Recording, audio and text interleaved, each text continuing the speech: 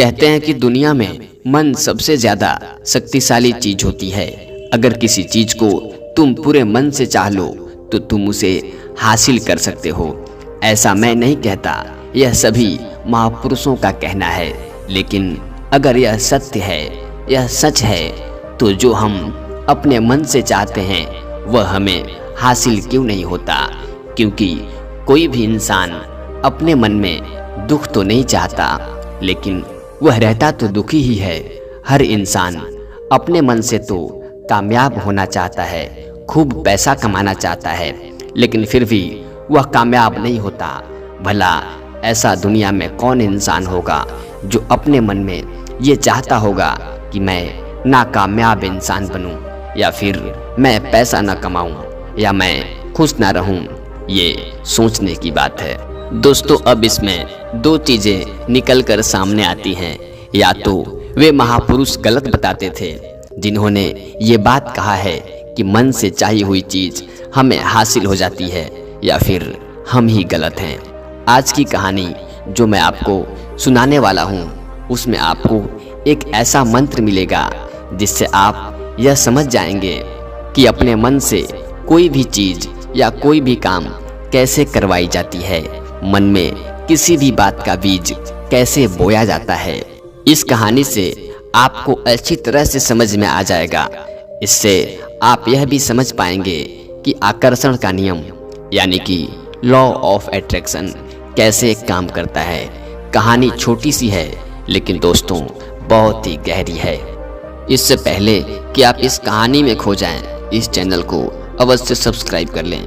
चलिए कहानी को शुरू करते हैं। एक बार की बात है, एक आदमी के जीवन में सिर्फ दुख ही दुख थे। वह जो भी काम करता उस बेचारे का वह काम पूरा ही नहीं होता। घर में आता तो घर में कलेश बना रहता, किसी से कोई मदद मांगता तो कोई भी उसकी मदद नहीं करता। ऐसा लगता था कि चारों तरफ से दुखों का पहाड़ केवल उसी पर टूट पड़ा है। उसे समझ में नहीं आ रहा था कि मैं इन दुखों से पार कैसे पाऊं।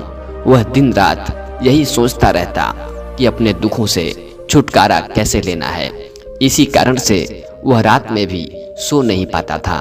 उसके आंखों के नीचे बड़े बड़े काले काले घेरे बन गए थे, जो इस बात के सबूत थे कि वह आदमी कितना दुखी है और कितना परेशान है। कभी कभी तो उसके मन में आत्महत्या करने के भी ख्याल आते थे, लेकिन अपने परिवार की चिंता करते हुए वह आदमी यह कदम नहीं उठा पाता था। वह इतना दुखी हो गया कि उसने निर्णय किया कि चाहे जो हो जाए मैं दुखों से छुटकारा पाकर ही दम लूंगा। इसके लिए उसे कितनी भी मेहनत क्यों न करनी पड़े, अंगारों पर भी चलनी पड़े तो मैं चलूंगा, लेकिन दुखों से छुटकारा तो हर हाल में चाहिए।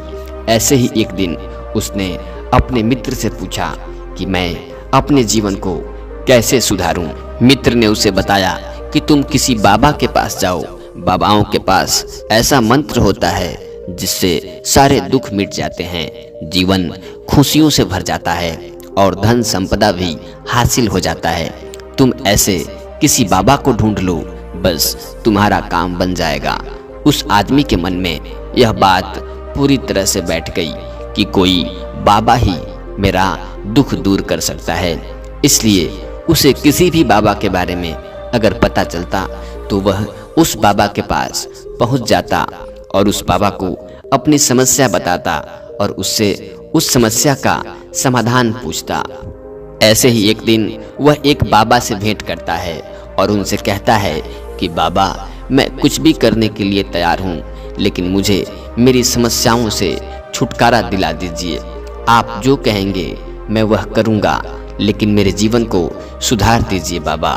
बाबा उसे कुछ टोने टोटके बताकर उसके बदले में उससे दान दक्षिणा ले लिया करते थे। बाबा कहते हैं कि यह टोना टोटका करने के बाद तुम्हारे घर में सुख शांति बनी रहेगी। इस टोटके को पूरी विधि के साथ करना। आदमी घर लौटकर पूरी विधि के साथ टोने टोटके करने लगा, लेकिन बहुत टोने टोटके करने के बाद उसके जीवन में कुछ भी बदलाव नहीं आया, कोई खुशहाली नहीं आई।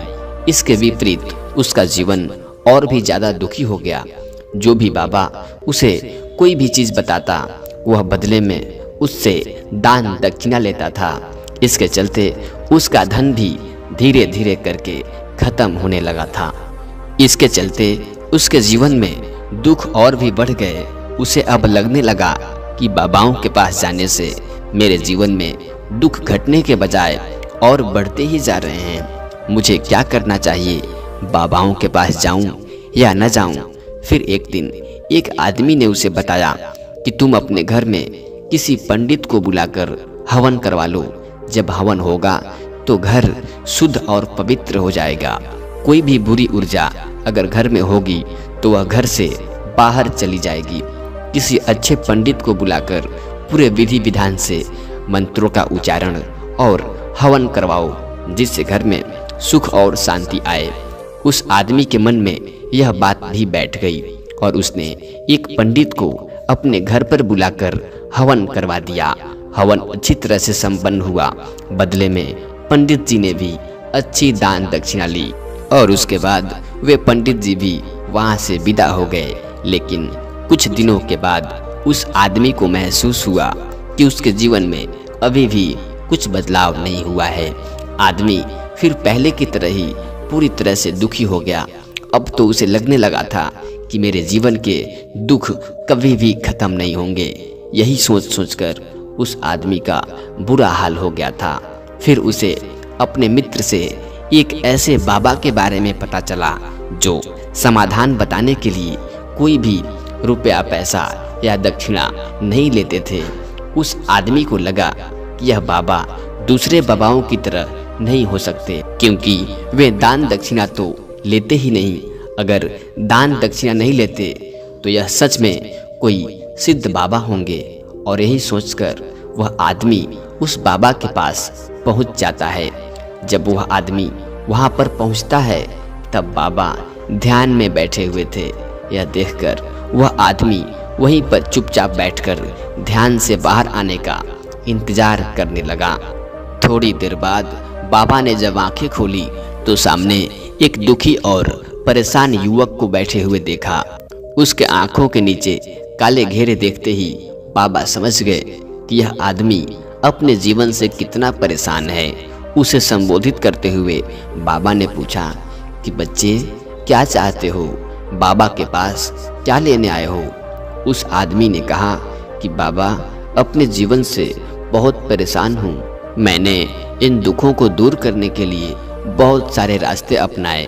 हर वह तरकीब किया जो किसी भी बाबा ने बताया।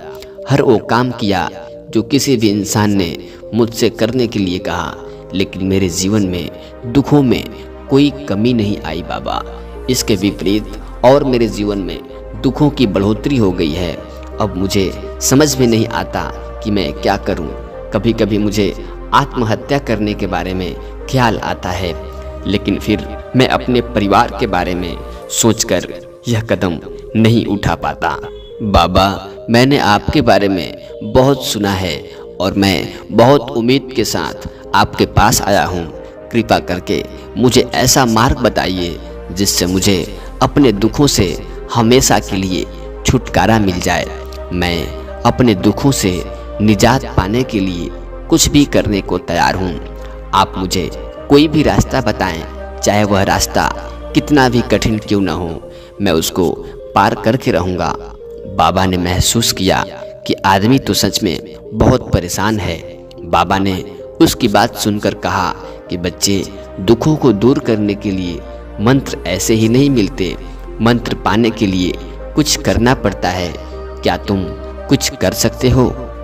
पहले तो यह सुनकर उस आदमी को यह लगा कि यह बाबा भी बाकी बाबाओं की तरह मुझसे कुछ दान दक्षिणा मांगने वाले हैं।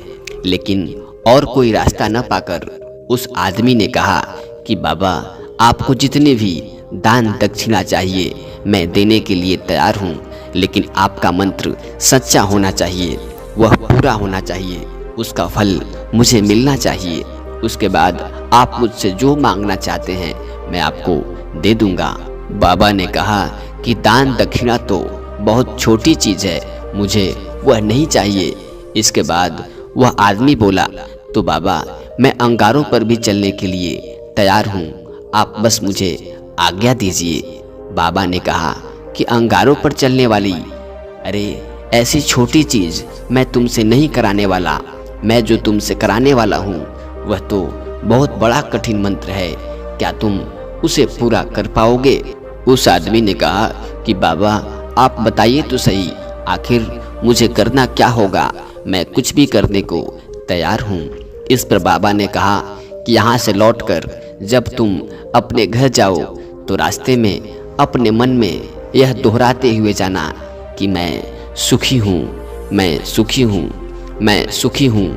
बार बार अपने मन में यही दोहराना, और याद रहे यह बात जुबान पर नहीं आनी चाहिए, यह सिर्फ मन में दोहराना है, सिर्फ मन में। यह सुनकर वह आदमी हंसा और बोला, बाबा इतनी सी बात, यह तो मैं चुटकी बजाकर कर लूँगा, लेकिन इससे होगा क्या? बाबा बोले, इस मंत्र को पहले करके देखो, वैसे भी तुमने इतने बाबाओं के मंत्रों का पालन किया है, एक बार इस मंत्र को भी पालन करके देख लो। उस आदमी ने सोचा कि बाबा तो कुछ दान दक्षिणा लेते नहीं हैं और छोटा सा मंत्र है, इसे तो मैं कर ही लूँगा। वह बोला, ठीक है बाबा, यह मंत्र मैं जरूर करूँगा। वह आदमी यह कहकर वहाँ से उठकर चलने लगा, लेकिन जैसे ही वह चलने लगा, पीछे से बाबा ने बोला, बच्चे एक बात याद रखना, जब तुम यह मंत्र अपने मन में दोहराओ तो तुम्हारे मन में बंदर के विचार नहीं आने चाहिए, बंदर का ख्याल भी नहीं आना चाहिए, तभी यह मंत्र सिद्ध होगा और यह मंत्र काम करेगा। वह आदमी बोला कि बाबा मुझे तो आज तक किसी भी बंदर का विचार भी नहीं आया, तो अब क्यों आएगा?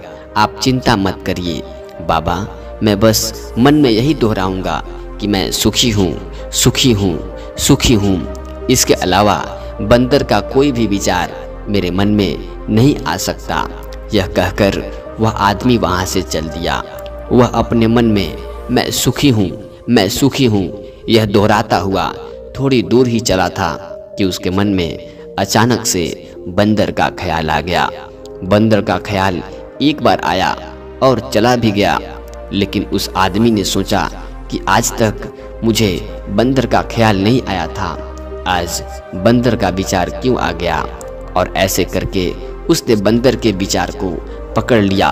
अब वह यह भूल गया कि मुझे क्या मंत्र दोहराना है और अब बंदर के बारे में सोचने लगा। जब थोड़ी देर बाद उसे फिर से होश आया तो अब पुनः वही मंत्र जपने लगा जो बाबा ने उसे बताया था, मैं सुखी हूँ, मैं सुखी हूँ, मैं सुखी हूँ। लेकिन अचानक से उसे सामने एक बंदर दिखाई दिया और यह देखकर उसके मन में फिर से बंदर का विचार उठ गया। वह अपने अंदर से इस विचार को बाहर फेंकना चाहता था। वह चाहता था कि मेरे अंदर किसी भी तरह से बंदर का विचार न आए, लेकिन यह क्या, उसे तो सामने ही बंदर दिखाई दे गया। ऐसे ही जद्दोजहद करते करते वह अपने घर पर पहुंचा। घर पर पहुंचने के बाद उसने अपनी पत्नी से कहा कि ऐ बंदरिया, मुझे खाने में बंदर परोस दो। और जब उसे एहसास हुआ कि ये क्या, मैंने क्या कह दिया, तो वह अपने खुद के बालों को नोचने लगा, दीवारों में सर मारने लगा कि आज तक मेरे अंदर बंदर का कोई विचार नहीं आया, लेकिन आखिर आज मेरे साथ ऐसा क्यों हो रहा है? मुझे हर जगह बंदर ही बंदर क्यों नजर आ रहे हैं? यह कैसी माया है? यही सोच सोचकर वह आदमी रात भर नहीं सो पाया। रात भर करवटें बदलता रहा और सुबह उठकर सीधे उसी बाबा के पास पहुंच गया और उनके चरणों में गिरकर कहा कि बाबा, पता नहीं क्या चमत्कार हो रहा है। आज तक मुझे बंदर का कोई विचार नहीं आया था, लेकिन कल से जब से आपने मुझसे कहा कि बंदर का विचार मन में नहीं लाना है, तब से मुझे हर जगह सोते जागते चलते फिरते सिर्फ बंदर ही बंदर नजर आ रहे हैं। उसने कहा कि बाबा, मुझे तो आपके पीछे भी पेड़ पर बैठा हुआ वह बंदर दिखाई दे रहा है जो बैठकर केला खा रहा है। यह मेरे साथ क्या हो रहा है बाबा? यह सुनकर बाबा हंसने लगे। बच्चे, मन का जाल एक ऐसा जाल है जिसे समझ पाना इतना आसान नहीं है। बंदर तो तुम्हारे रास्ते में पहले भी आते थे। जब तुम मेरे पास आए थे तब भी इन्हीं पेड़ों पर ये सब बंदर घूम रहे थे, लेकिन तब तुम्हारे ध्यान में ये बंदर नहीं थे। तब तुम्हारे ध्यान में सिर्फ अपने दुख थे। उसके बाद बाबा ने उसे समझाया कि बच्चे, हम जिस चीज़ से भी दूर भागना चाहते हैं वही चीज़ हमारे मन में बहुत गहराई से प्रविष्ट हो जाती है, हमारे अंतर मन में समा जाती है।